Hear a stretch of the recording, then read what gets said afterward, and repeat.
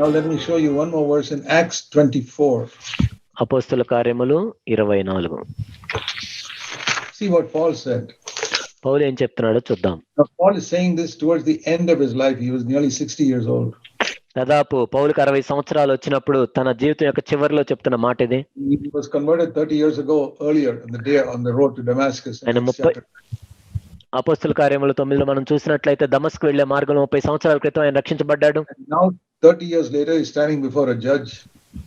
30 సంవత్సరాల తర్వాత ఒక న్యాయాధిపతి ఎదుట నిలబడి, and he says in verse 15, Acts 24:15. అపోస్తుల కార్యములు 24:15.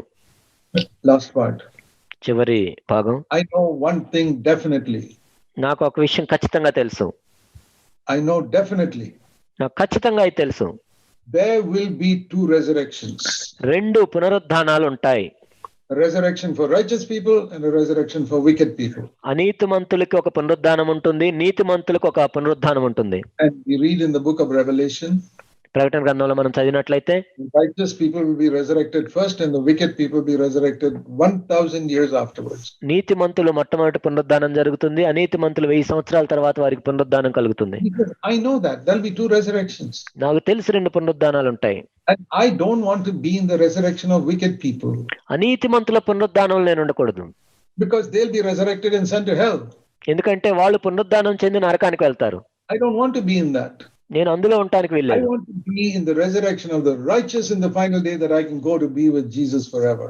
చివరి దినమున నీతిమంతుల పునరుద్ధానంలో నేను పాలివాడినై ఎప్పటికీ ప్రభువుతో ఉండాలి. So how to be in that resurrection? మరి ఆ పునరుద్ధానంలో ఎలా ఉంటారు? He tells us the way to get there in verse 16. 16వ వచనంలో ఏ విధంగా ఉండొచ్చో చెప్తున్నాడు. Because of this, I do my best to keep my conscience blameless before God and before men all the time. ఈ విధమున నేనును దేవుని ఎడలను మనుషుల ఎడలను ఎల్లప్పుడూ నా మనస్సాక్షి నిర్దోషమైనదిగా ఉండినట్లు అభ్యాసం చేసుకుంటున్నాను. Every word in that verse is important. ఈ వచనంలో ఉన్న ప్రతి మాట ఎంతో ప్రాముఖ్యమైనది. First of all, మొట్టమొదటిగా, I am doing this because I want to be in the resurrection of the righteous. నేను ఇది ఎందుకు చేస్తున్నానంటే నీతిమంతుల పునరుద్ధానంలో నేను పాలి భాగస్తుని అవ్వాలి. Paul, what do you do in order to be in that resurrection? మరి ఏ విధంగా ఉంటావు అలా? నువ్వేం చేస్తున్నావు? You accepted Christ 30 years ago, isn't that enough? 30 సంవత్సరాల క్రితం మరి క్రీస్తుని అంగీకరించాలి, సరిపోదా? No, that's not enough. లేదు, అది సరిపోదు. I have to keep my conscience blameless. నా మనస్సాక్షి నిర్దోషమైనదిగా ఉంచుకుంటున్నాను. Not only before God but before men.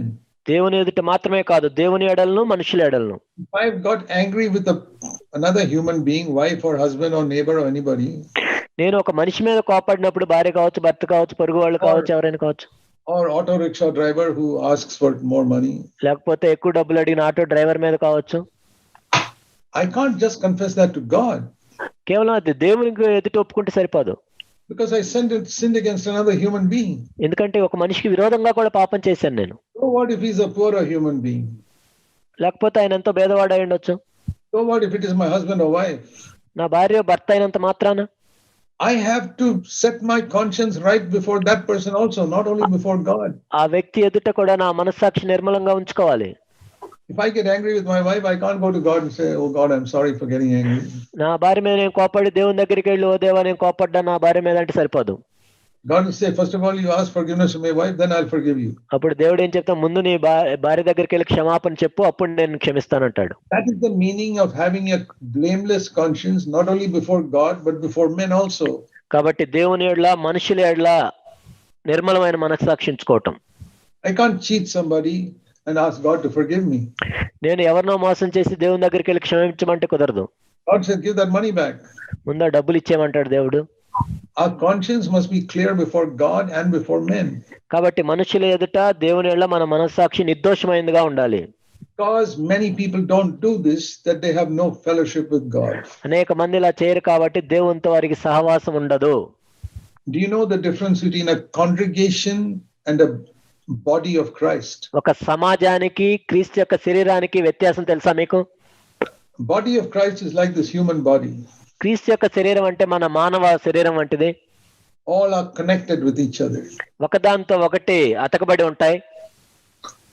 When you get angry with someone, నువ్వు ఎవరి మీద కోపడినప్పుడు, someone in the same body, ఒకే శరీరంలో ఉన్న వ్యక్తి మీద. Like a bone is broken. అంటే నీ ఎముక విరిగిపోయింది. Now, if this bone is broken here, ఈ ఎముక ఇక్కడ విరిగిపోయినప్పుడు there's no connection between this and this. దీనికి ఎటువంటి అతకబడి ఉండదు. ఇంకా It's broken in the middle. మధ్యలో విరిగిపోయింది.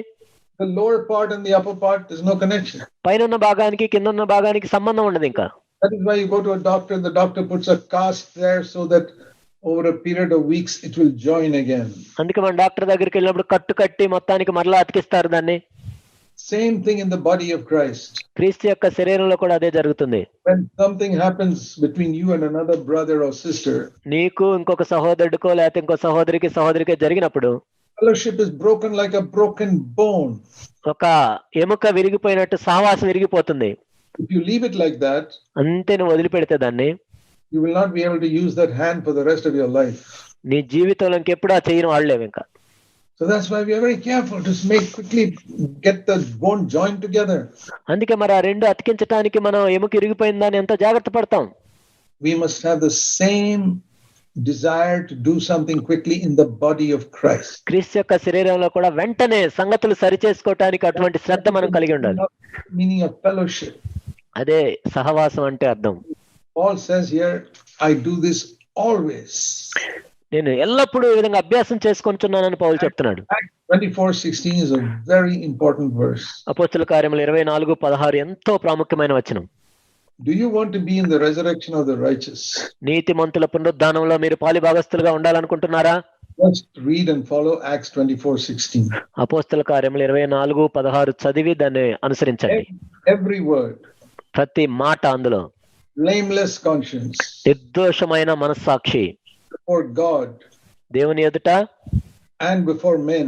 మనుషుల ఎదుట. You must do your best, as it says here. కాబట్టి నీకు చేతనైనంత శ్రేష్టంగా చేయాలి దాన్ని. And always. ఎల్లప్పుడు. Means 24 hours a day. అంటే రోజుకి 24 గంటలు. Some bad thought came in my mind. ఒక చెడు తలంపు వచ్చింది నీ హృదయంలోకి. Nobody knew about it.